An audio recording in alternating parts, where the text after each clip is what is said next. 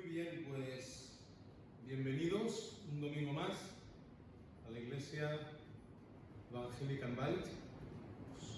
Una alegría poder tener la iglesia abierta y poder compartir este tiempo, ¿verdad? A lo largo de estos últimos 18 meses que llevamos con todo el tema del COVID, hemos escuchado algunas noticias y hemos visto algunas circunstancias excepcionales, ¿no? Algunas de ellas me gustaría comentaroslas.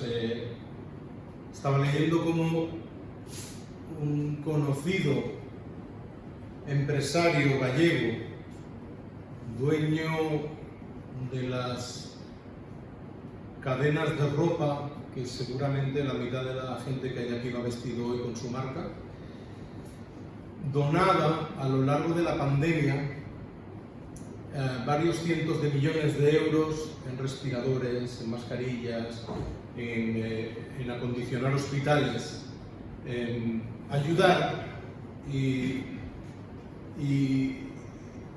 poner su granito o su granazo de arena para ayudar a la gente, ¿no? Entonces había hospitales en Murcia, hospitales en Alicante, en Andalucía, en Castilla-La Mancha, en Cataluña, que recibían esas donaciones en forma de material médico, respiradores y demás, ¿no? Por otro lado, un pequeño jugador de fútbol argentino, digo pequeño porque hace 1,5 metros, que juega en Barcelona, o ha jugado hasta hace poco, no vamos a dar nombres, patrocinaba toda la planta del hospital de Sant Joan de Déu de la oncología y pagaba de su bolsillo todo lo que era el instrumental médico que se necesitaba para ayudar a tratar a los niños con cáncer en ese hospital, ¿no? Y a través de su fundación desviaba también cientos de millones de euros para ayudar, ¿no? Esto son solo 2 ejemplos de personas que han dado parte de lo que tienen para ayudar a los demás. Sin embargo, en algunos medios y en algunos debates en televisión, en radio y demás, se cuestionaba por qué estas personas estaban haciendo esto. Uno de ellos ha tenido sus más y sus menos con Hacienda y el otro siempre está en tela de juicio porque, como aparece en la lista de los 10 hombres más ricos del mundo, las 10 personas más ricas del mundo, pues ellos han generado sospecha, ¿no? Entonces, pues mucho del debate que había era si esto se hacía realmente saliendo del corazón o si se hacía para callar conciencias.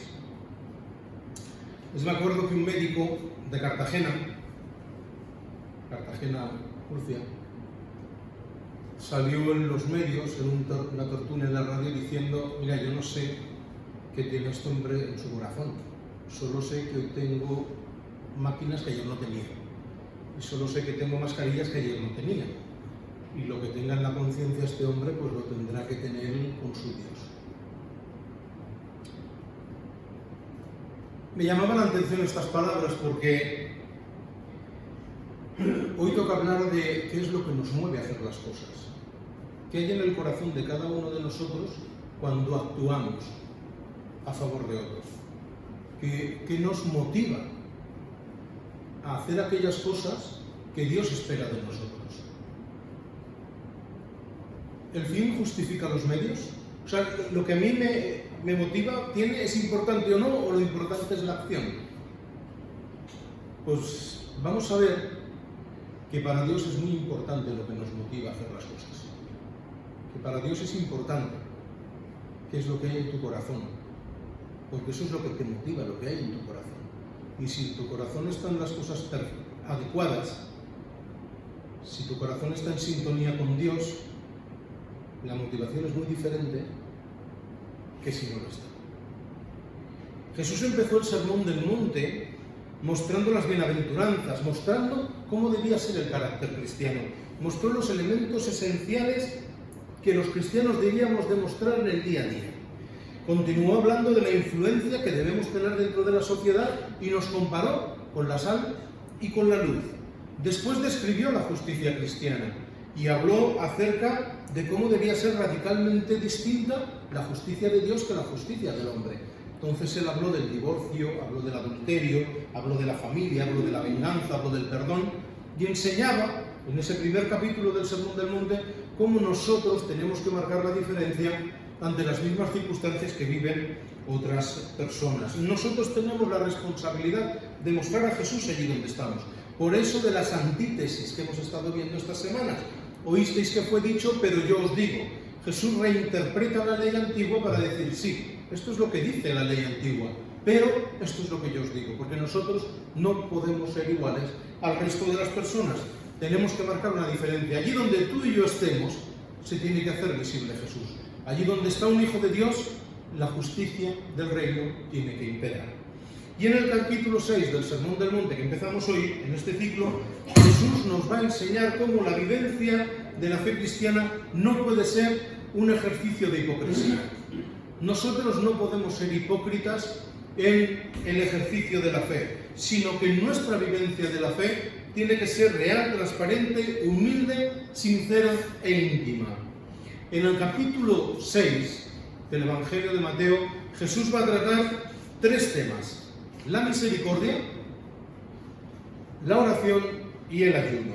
3 disciplinas espirituales que podemos dividir en cómo vivimos la fe con respecto a las personas que nos rodean y cómo vivimos la fe con respecto a nuestra relación con Dios, ¿verdad? Así que me gustaría que me acompañarais en los primeros versículos del capítulo 6 del Evangelio de Mateo, continuando con el ciclo de las predicaciones del Sermón del Monte, ¿verdad? Dice así la palabra de Dios, Mateo capítulo 6 desde el versículo 1.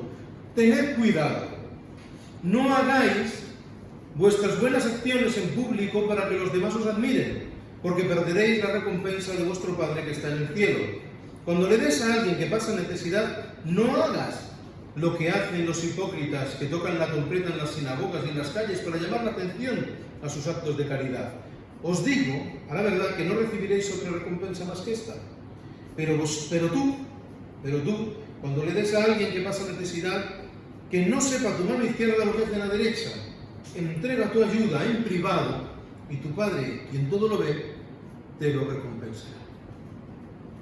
Hasta aquí los 4 versículos que me gustaría que centraran la meditación de esta mañana. Me gustaría comentaros 4 puntos, 4 aspectos que yo veo en este texto que son muy importantes para comprender qué es lo que quiere Jesús con respecto a nuestra vivencia de la fe. ¿Qué es lo que quiere Jesús con respecto a nuestra experiencia en cuanto a la religión, en cuanto a la espiritualidad, en cuanto a asumir todo aquello que Él nos enseña y qué es lo que Él quiere de cada uno de nosotros? Primer punto es que la experiencia de la fe tiene como consecuencia hacer buenas acciones. La experiencia de la fe tiene como consecuencia hacer buenas acciones. Nuestro encuentro con Jesús y la asimilación por nuestra parte de su propuesta tiene unas consecuencias. Y es que nosotros éramos una persona antes de conocer a Jesús y después de encontrarnos con Jesús debemos ser personas diferentes. No podemos quedar indiferentes al encuentro con Jesús. Nuestra vida cambia por el mero hecho de que en el momento en el que escuchamos hablar de Jesús, en el momento en que leemos su palabra, en el momento en el que aceptamos su propuesta, el Espíritu Santo llega a nuestro corazón, el Espíritu Santo mora en nuestro corazón. El Señor, a través de nosotros, obra a favor de otros. El Señor va transformando por medio del entendimiento de su palabra, de lo que leemos, de la iglesia, de la relación con los hermanos, de la oración, transforma nuestra vida y nos ayuda a ser personas diferentes. Nuestro encuentro con el crucificado tiene que traer una transformación en nuestra vida. Y por lo tanto, esa transformación se convierte en que nosotros no permanecemos indiferentes ante las cosas que suceden a nuestro alrededor. El sabernos amados por Jesús hasta tal punto que ocupó nuestro lugar en la cruz, que decidió que tú y yo valíamos tanto como para morir por nosotros, independientemente del resultado de nuestra respuesta a esa oferta, independientemente de lo que tú decidas hacer con ese regalo que te da Dios, Dios ya ha decidido que tú vales la pena. Y ese regalo está ahí. Por lo tanto, sabernos tan valiosos saber el altísimo precio que Dios ha pagado por ti y por mí, tiene que tener consecuencias en nuestra vida. Y una de las consecuencias que tiene en nuestra vida es que no permanecemos indiferentes ante las situaciones que pasan a nuestro alrededor. No podemos permanecer indiferentes ante lo que hay a nuestro alrededor. ¿Por qué? Porque si nuestro ejemplo es Jesús, si nos sabemos amados hasta tal punto por Jesús, el ejemplo de lo que Jesús hizo cuando estuvo aquí tiene que ser nuestra norma, nuestra iluminación, nuestra inspiración para vivir cada día. Dios, lo he dicho muchas veces desde aquí, Dios no diseñó la fe, no diseñó nuestra relación con Él para vivirlo en la intimidad, para vivir nuestra fe en la intimidad. Hay una parte muy importante de nuestra fe que es intimidad con Dios, pero el resultado de la vivencia de la fe no puede ser íntimo, sino que se tiene que ver. Por eso yo nunca he entendido, también lo he dicho muchas veces desde aquí, la vida monacal, que algunos religiosos deciden apartarse del mundo entero, meterse en un monasterio y dedicarse a la vida contemplativa, al estudio o cualquier otra cosa, pero sin relación con otros. Los votos de silencio, las monjas de clausura, todo esto yo no he terminado nunca de entenderlo, porque lo que nos llama el Señor es que a todo aquello que el Señor ha hecho, a todo aquello que Él nos muestra en su palabra, todo lo que he hecho en mi vida, yo lo refleje en mis relaciones con los demás. ¿De qué otra manera voy a hablar con otros si no tengo contacto con ellos? ¿De qué otra manera voy a reflejar el amor de Dios si no me relaciono con los demás? Por lo tanto, cuando vemos una persona que tiene una necesidad, cuando hay algo que se cruza en nuestro camino, no podemos mirar a otro lado, no podemos ser indiferentes, no podemos pasar. Somos nosotros los que tenemos la responsabilidad de hacer visible a Jesús en medio de la sociedad. Somos nosotros los que, en la manera en la que nos relacionamos con los demás, mostramos cómo es nuestra relación con Dios. Por lo tanto, Jesús no dice, si en alguna ocasión puedes dar limosna, si en alguna ocasión puedes ayudar a alguien, no. De forma categórica dice, cuando hagas esto, porque lo vas a hacer, porque no vas a tener más remedio que ayudar a los demás. No vas a tener más remedio porque si tú tienes al Señor en tu corazón, no puedes permanecer impasible ante lo que hay a tu alrededor. Cuando esto suceda,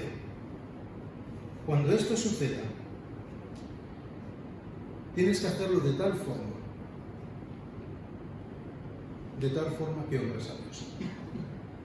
De tal forma que entiendas, y este es el segundo punto, que tú no eres el protagonista de esa acción, que tú no eres el centro de esa acción, que tú no eres el importante por ayudar al otro, que el otro es el importante, que el otro es el que se convierte en protagonista de la historia, que en el otro está realmente el foco de atención, en cómo me comporte yo con el otro. Estoy reflejando cómo tengo mi corazón y mi relación con el Señor. Así que el segundo punto es esa práctica de la justicia del reino de Dios que nos lleva a comprometernos con el prójimo y hacerlo de una forma honesta, sincera, transparente, altruista, en la cual nosotros mostramos el amor de Dios sin esperar ningún tipo de recompensa humana. Los fariseos eran personas que vivían en gran parte de las apariencias. De hecho, la palabra fariseo se ha quedado ya en el diccionario, en el diccionario de la Real Academia de la Lengua. Si tú buscas fariseo, aparte de aparecer secta judía del siglo I tal y cual, aparece falso, hipócrita. ¿Cómo los llegó a llamar Jesús? Sepulcros blanqueados, que aparentaban, pero detrás de ellos ¿qué había? Pudredumbre, no había nada. Ellos hacían buenas acciones, claro que sí las hacían. La palabra de Dios desde Deuteronomio en multitud de ocasiones, si tú pones si estáis usando YouVersion o estáis usando una Biblia de estudio y ponéis los versículos que hablan de ayudar a los pobres, el Antiguo Testamento está lleno de ayudar al pobre, ayudar al necesitado, ayudar al extranjero, lleno. Y los fariseos lo hacían. Ahora, ¿cómo lo hacían? De la misma forma que oraban, que todo el mundo se entere, que todo el mundo sepa lo bueno que yo soy. Que todo el mundo sepa que fulanito es un desgraciado, necesitaba ayuda y yo le he ayudado. Porque lo importante no es él, lo importante soy yo, que ayudo, que hago, que ofrendo, que diezmo, que patrocino, que pongo, que hago. Jesús conocía muy bien sus corazones. Jesús conocía muy bien la motivación de estas personas. Sabía que detrás de todo aquel despliegue de misericordia solo obedecía a la necesidad de ser vistos y reconocidos, de ser señalados como buenas personas, como judíos fieles, como personas que hacían lo que Dios quería, cuando detrás de ellos no había nada. Jesús desvía el foco de atención del que ayuda al que recibe la ayuda. Es la advertencia principal de Jesús en este texto. Es algo a lo que tenemos que tener los ojos abiertos y también autoevaluarnos a nosotros. Dice el Señor, le está diciendo el Señor a sus seguidores, a los que están ahí escuchando. No se lo está diciendo a los no creyentes, no se lo está diciendo a los que no tienen esas ganas de seguir a Jesús. Están allí escuchándole y les dice, tened cuidado. Y además exclamaciones, tened cuidado, estad atentos a lo que hacéis, porque esto es importante, porque esto es importante. No hagáis vuestras acciones en público para que los demás os admiren, porque perderéis vuestra recompensa, la recompensa de vuestro Padre que está en el cielo. Y ya tenéis toda la recompensa, porque el que está actuando de esta manera lo que busca es ser visto y ser reconocido. Pues bien, ya tienes eso, ya no tienes nada más. Ya no tienes nada de parte de Dios, porque no puedes recibir nada de parte de Dios. La advertencia es muy clara. Tened cuidado de lo que hay detrás de vuestras acciones. Tened cuidado de qué os motiva a actuar, porque eso es importante. Porque eso es importante. A lo mejor no es importante para el que recibe la ayuda, porque el que necesita 10 euros para ir al supermercado y comprar comida, da igual si los recibe de un buen cristiano o de uno que acaba de atracar un banco y le da los 10 euros y tiene para comer. Da igual. El resultado es el mismo, ¿no? El resultado es el mismo para el que recibe la ayuda, porque tiene para comer. Pero no es lo mismo lo que hay en el corazón del que ha hecho esa buena acción, el que ha dado ese paso, el que ha puesto esa buena obra ahí en medio, ¿verdad? Yo creo que todos somos conscientes de que no podemos ayudar a todas las personas que se cruzan en nuestro camino. Somos conscientes de que no llegamos a todos, es materialmente imposible. Es materialmente imposible. Sin embargo, yo creo que todos somos conscientes de cuando Dios pone a alguien en medio de nuestro camino. Cuando se cruza alguien en nuestro camino, el que nos toca el corazón de una manera diferente, con el que nos identificamos por lo que sea, con el que Dios nos ayuda a identificarnos de una manera especial. Todos somos conscientes de por qué, no somos conscientes de qué es lo que ocurre realmente a veces, pero sabemos que Dios ha puesto a esa persona en medio de nuestro camino y que esa persona necesita nuestra ayuda. Y también somos conscientes de que no tenemos otra opción que implicarnos. No podemos hacer nada más que implicarnos en esa situación. ¿Por qué? Porque tenemos que seguir los pasos de Jesús. Porque Jesús está mostrándonos el camino que nosotros hemos de caminar. Decía un profesor mío en el seminario que el seguimiento de Jesús no es leer la Biblia, orar todos los días, tener una vida piadosa, alabar al Señor en la iglesia y ofrendar únicamente. El seguimiento de Jesús es ir donde Jesús iba, hacer lo que Jesús hacía e implicarse en lo que Jesús implicaba.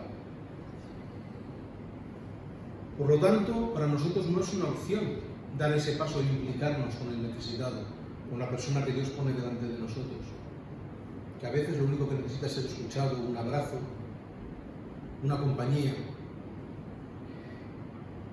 Pero lo que hay detrás de todo esto es que nosotros tenemos que preguntarnos, tenemos que saber cómo es.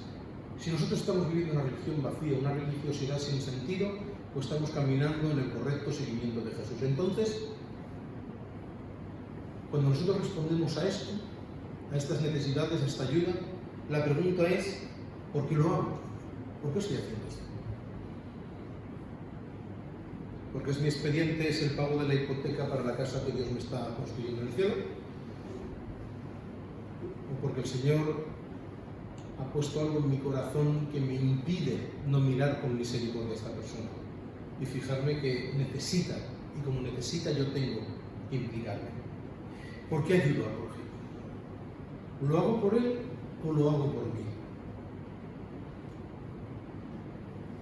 Os decía antes que estas dos personas con las que empezaba a ilustrar la predicación de hoy habían sido muy cuestionadas en qué les motivaba a ayudar.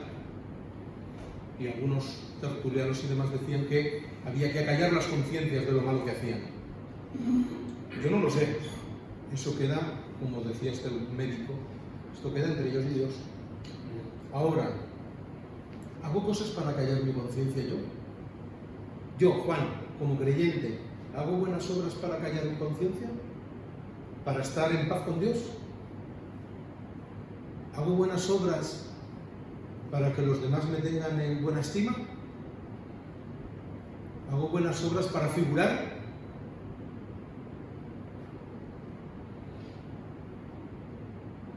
Si lo que estamos buscando en nuestras acciones es la admiración y el reconocimiento nuestro antes de ayudar al otro, estamos viviendo una fe al estilo de Instagram.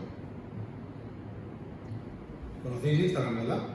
Todos, me imagino que en mayor o menor medida.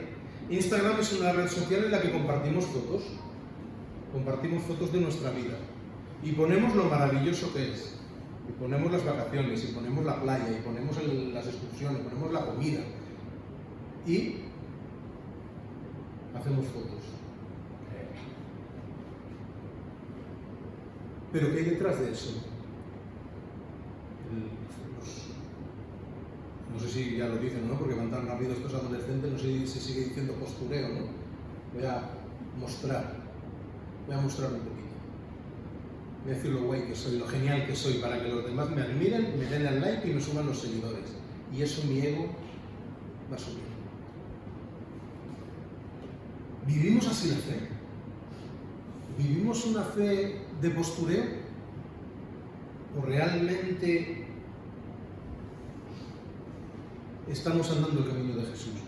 ¿Nos frustramos cuando hacemos algo y no recibimos el reconocimiento que queremos y buscamos?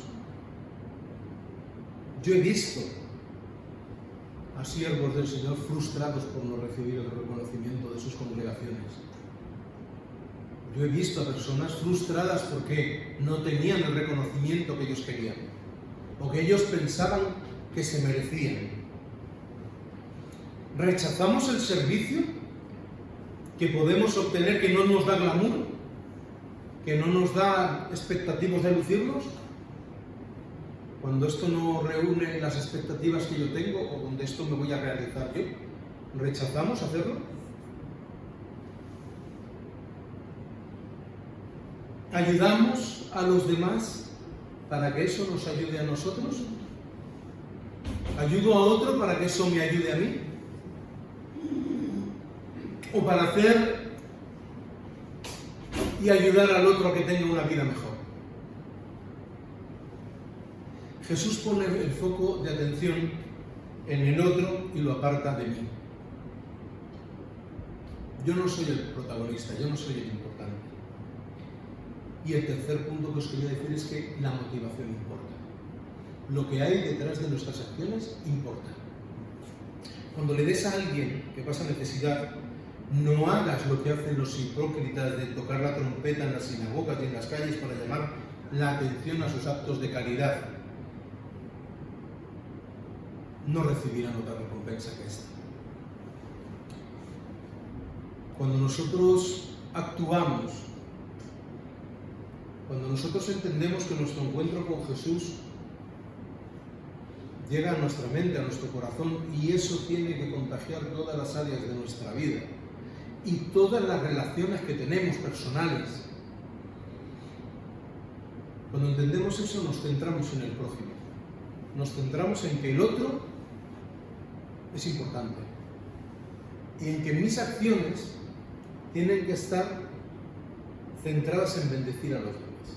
Si no, figuraros como en la palabra de Dios continuamente hay esos pequeños puntos que cuando los relacionas todos te das cuenta cuál es la filosofía que hay detrás de la palabra de Dios.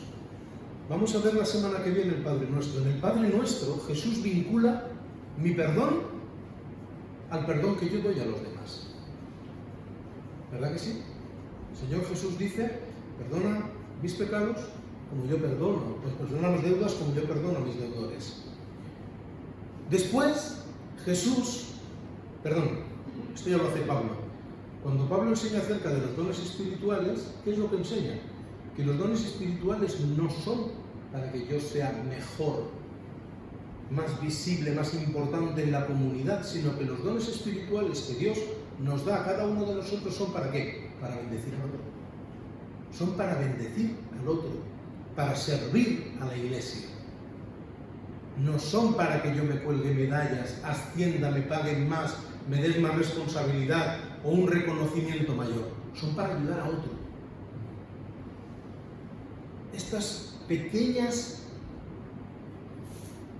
lucecitas que vamos viendo, cuando las conectas todas te das cuenta de que en la palabra de Dios lo que el Señor viene a enseñarnos es que todas las bendiciones que recibimos de parte de Él no son para que yo crezca y me ensanche cada día en mi conocimiento de Dios y me lo quede todo para mí. Es para que yo crezca cada día y pueda dar más a los demás. Es para que yo cada día crezca más en la estatura que Jesús nos mostró, en el camino que Dios nos mostró, en lo que Él nos enseña en su palabra. Y así poder bendecir a los demás, y así poder ayudar a los demás, y así poder cuidar de los demás, porque los demás son importantes,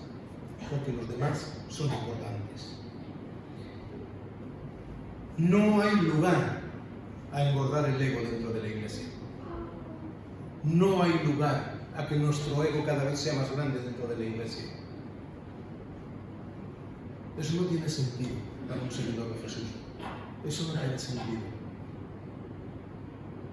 Por eso, cuando nos acercamos a la palabra de Dios y la vemos en su conjunto y vemos la enseñanza de Jesús y la coherencia que tiene con la enseñanza del Antiguo Testamento, cómo Jesús le da esa vuelta de tuerca y ayuda a reinterpretar y nos muestra lo que verdaderamente importa, no da lugar a enseñanzas como la teología de la prosperidad y todas estas cosas que no son importantes, que no tienen valor. Nosotros estamos aquí para hacer el trabajo del Señor. Nosotros estamos aquí como representantes de Dios en la tierra. Nosotros estamos aquí para ser canales de bendición a otros. Hay personas con las cuales nos vamos a cruzar en la vida que no van a tener otra oportunidad de conocer a Jesús si no es a través nuestro. A través de nuestro comportamiento, a través de nuestras palabras, a través de nuestra relación con ellos, a través de la ayuda que les podamos prestar. Y muchas veces nos creemos que eso lo resolvemos ofrendando, o mira, este ministerio es interesante. Yo tengo un amigo en Barcelona, en una iglesia, es un empresario de éxito que lo dice de una forma muy graciosa. Dice, mira, yo tiempo no tengo, pero tengo dinero, así que pago para que otro lo haga. Si yo no puedo ir de misionero, yo pongo dinero para que haya misioneros. Si yo no puedo hacer esto, pongo para que lo haga el otro. Es una forma de bendecir y de ayudar, es una forma de dar, pero hay veces en que eso no es lo que hace falta únicamente. Hay ocasiones en las cuales un abrazo, una llamada, oye, ¿cómo estás? ¿Cómo ha ido la semana? ¿Por qué no has venido? ¿Por qué no hace unos días que no te veo? Eso es estar ahí. Reír con los que ríen, llorar con los que lloran, acompañar. No ser indiferente ante lo que otro pasa.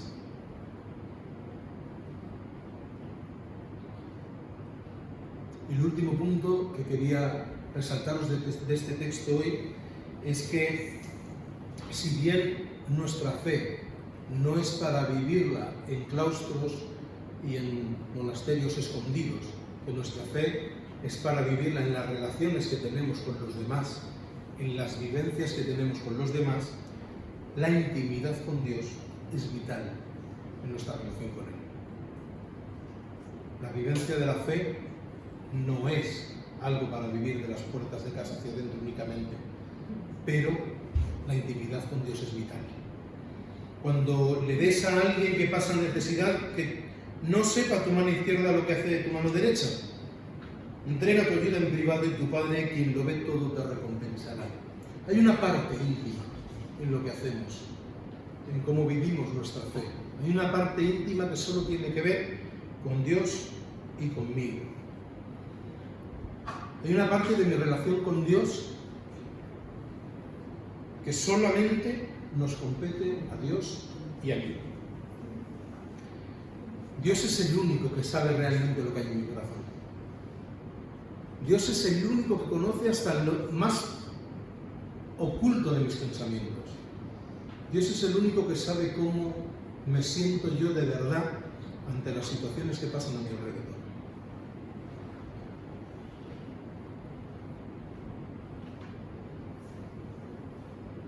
La mayoría de nosotros, cuando nos preguntan ¿qué tal? ¿Cómo estás? ¿Qué respondemos? Bien. Dentro de la Iglesia a veces ya nos hemos liberado de esto, ¿verdad? Y a veces pues le preguntas a alguien cómo está y pues mira, no, también, pasa esto, pasa lo otro. Y abrimos nuestro corazón. Pero a veces cuesta abrir nuestro corazón. Y a veces pues el bien se ha convertido en una respuesta tan aprendida y tan asumida que ya la damos sin pensar. ¿Cómo estás? Bien. Y a veces cuando lo dices hasta te cruza por el corazón un rayo así, un relámpago y dices, pues si no estás bien, ¿para qué lo dices? Si no estás bien, ¿para qué quieres aparentar que lo estás? ¿Qué sentido tiene aparentar que estás bien si no lo estás? Pero Dios sabe cómo estás de verdad. Dios no tiene que preguntarte, ¿cómo estás, Juanlu? ¿Cómo estás, Dani? Él sabe cómo estás. Por eso esa parte de intimidad con Dios es esencial en nuestra vivencia de la fe. Donde nosotros, ya sea física o espiritualmente, nos ponemos de rodillas delante de Dios, abrimos nuestro corazón y le expresamos al Señor todo lo que hay dentro, ¿verdad? La experiencia, esa experiencia de intimidad con Dios, es la que nos ayuda a ser conscientes de dónde estoy yo con respecto a Él. Y cuando yo sé cómo estoy y en qué posición estoy con respecto a Dios, y entiendo que el Señor me dice, cuando hagas algo por el otro, no hace falta que lo pregones, no hace falta que lo digas, no hace falta que lo anuncies, porque el único que tiene que saberlo soy yo y ir a ser en mi corazón. Entonces tú ya no necesitas el reconocimiento de otros. Tú ya no necesitas que otro vea lo que tú has hecho a favor de alguien. Ya no necesitas que nadie te dé una palmada en la espalda. Porque ya tu motivación no es esa. Tú ya no estás motivado a ayudar a alguien por el reconocimiento que el otro te da, sino que estás ayudando a otro y estás poniendo tu mano al lado del otro, porque en esa intimidad con Dios entiendes cuál es tu sitio con respecto a Él, cuál es tu sitio con respecto a Dios. Y eso solo se obtiene en intimidad con Dios. Jesús en muchas ocasiones, ¿recordáis? Que Él no buscaba seguidores que fueran detrás de Él por su fama. ¿Qué hacía Jesús muchas veces cuando hacía un milagro? Vete, no se lo digas a nadie. Esto es algo entre tú y yo. No hace falta que todo el mundo lo sepa. No hace falta que venga gente detrás de mí solo para ver el espectáculo. No hace falta. Esto es entre tú y yo. Y en algunas ocasiones Jesús rechazó ese reconocimiento porque no quería que hubiera gente que estuviera siguiéndole por un motivo equivocado. Cuando yo ayudo, es porque la semilla que Dios ha puesto en mi corazón no me permite mirar hacia otro lado. Y esa misma semilla hace que yo no necesite el reconocimiento de otros. Hace que la motivación que yo tengo es la que ha puesto el Señor en mi corazón. Ayudar al prójimo, amar al prójimo como a mí mismo. ¿Por qué? Porque mi comportamiento, en mi relación con el otro, es en el único sitio donde puedo mostrar cómo es mi relación con Dios. Lo que yo vivo en mi intimidad con Dios, el único sitio donde yo lo puedo mostrar realmente es cómo me comporto con el prójimo, cómo vivo con el que está cerca de mí, cómo vivo en mi hogar, cómo vivo en el círculo más cercano, cómo vivo la experiencia con las personas que ponen ese lado. Aún cuando esa persona que recibe la ayuda nos puede llegar a despreciar y rechazar. Aún cuando eso pasa y nosotros en silencio asumimos que cada uno toma sus decisiones y no empezamos a decir, si supieras lo que yo he hecho por esto y por la otra, si la gente supiera lo que yo he hecho por ti, no, mira, yo he hecho esto por ti porque está en mi corazón y si ya no estás en mi vida, pues ya no está, no pasa nada. La motivación no está en ese reconocimiento, en esa recompensa, en esa deuda que voy a generarle al otro para conmigo. Nuestra única motivación está en agradar a Dios. Nuestra única motivación está en seguir a Jesús. Nuestra única motivación está en hacer real y visible al Señor, a pesar de todo. Esta es la gran diferencia entre la religiosidad y la fe. Entre vivir una vida religiosa que todo el mundo vea, con el crucifijo más grande que pueda encontrar para llevarlo en el pecho, donde todo el mundo me vea en las procesiones, celebraciones y demás, entonar el mea culpa, o, como decía ahí, anunciar algún buen platillo cada vez que doy una ofrenda o que hago una oración. La experiencia de Jesús es más sencilla y más profunda que todo eso. Jesús decidió despojarse a sí mismo, como dice en Isaías 53, de toda su deidad. Decidió dejarla apartada para ser un hombre, un ser humano como tú y como yo, y venir a enseñarnos el camino y además ocupar nuestro lugar en la cruz. Ese es el camino. Ese es el camino. Humildad, sinceridad, compromiso. Esa es la manera de vivir la fe. Con la humildad de Jesús, con su sinceridad y con su compromiso con nosotros y nosotros con los demás. Sin segundas intenciones. Sin buscar cubrir carencias o necesidades que tenemos en el reconocimiento de otros. Como dice la palabra del Señor, las últimas palabras de este texto, entonces tu Padre, que todo lo ve, te recompensará. ¿Cuál es esa recompensa? Saber que estoy andando el camino del Señor. Saber que el Señor me pone la mano en el hombro y me dice, bien hecho, bien hecho, bien hecho. Vamos a orar. Señor y Padre, te damos gracias por tu palabra un día más. Gracias, Señor, porque tu palabra nos desafía cada día.